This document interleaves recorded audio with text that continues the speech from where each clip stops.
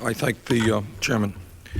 Mr. Speaker, let me just touch upon a few issues that are very rarely talked about in this Congress. We do a lot of talking about a lot of things, but I'm always amazed that sometimes the very most important issues that face the American people, the dynamics of our nation, seem to be ignored here in the Congress. So let me just touch upon a few of points that I consider to be quite important. Number one, if we are to understand the dynamics of American politics, it might be appropriate to understand that in the United States Congress today, approximately 20% of the members of Congress themselves are millionaires. And everything being equal, until we get campaign finance reform, we can only expect that number to increase. A democracy is supposed to mean that ordinary people can run for office. Ordinary people can get elected to represent their neighbors back home. Clearly, there is something wrong in this country today when at a time that perhaps 0.5% of our people are millionaires, 20% of the members of the House and Senate are millionaires. We recently had a gentleman in California who took out his checkbook, wrote himself a check for $25 million in attempting to buy the Senate seat in that state. And that is happening increasingly. So if we want to understand why the policies of the United States Congress so often work to reflect the interest of the wealthy and the powerful, it has something to do with who is in Congress and who funds people who go to Congress.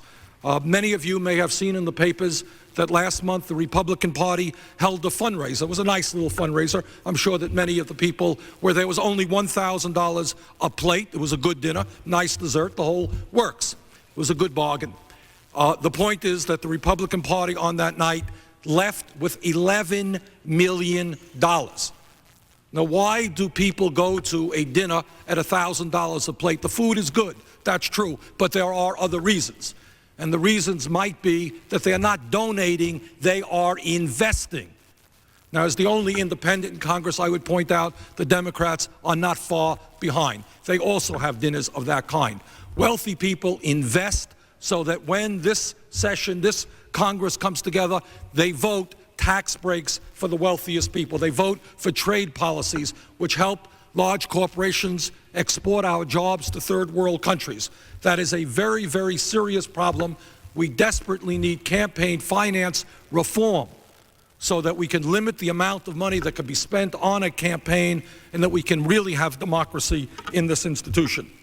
Number two, another issue that we don't often talk about is the very, very unfair distribution of wealth in America. Very rarely is that talked about. It is important to point out that in the United States today, the wealthiest 1% of the population owns more wealth than the bottom 90%. We have a situation now where the chief executive officers of the largest corporations in America are earning 150 times what their workers are earning. Now, nobody thinks that everybody in America should all earn the same amount of money, but clearly there is something very wrong when so few people have so much money, while at the same time the middle class is shrinking and at the same time poverty in America is growing. While the richest 1% of the population own 37% of the wealth in America, we have 18% of our workers, people who are working full-time, they are earning poverty wages. We have 22% of our children living in poverty. That is the highest rate of childhood poverty in the industrialized world by far. That's double the rate of any other country. And we have, at the time that some of our friends are proposing to cut back on WIC, to cut back on food stamps, we have 5 million children in America who are hungry today. Let's talk about that issue. Tax breaks for the rich, increased hunger for children who are at a time when we have the highest rate of childhood poverty in the industrialized world. Let me talk about another issue. Our Republican friends talk about the mandate they received on November 8th. Let's say a word about that mandate. What percentage of the people came out to vote in that mandate? 39% of the people came out to vote.